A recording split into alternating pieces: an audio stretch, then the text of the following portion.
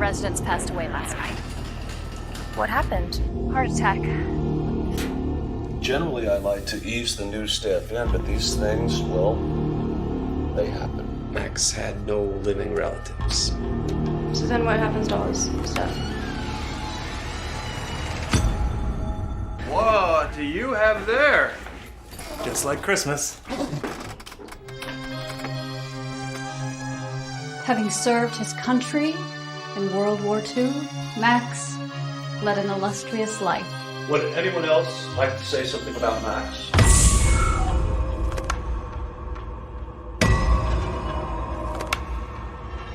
Did you hear about what happened to Mr. Abbott? No, what about him? They found him in the funeral home, mutilated. Check on the residents. Her oxygen tube, it looked like it was yanked out. Oh, great. Clearly the sign of a deranged serial killer.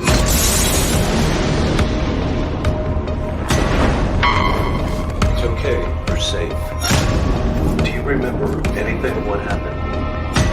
I know what I saw.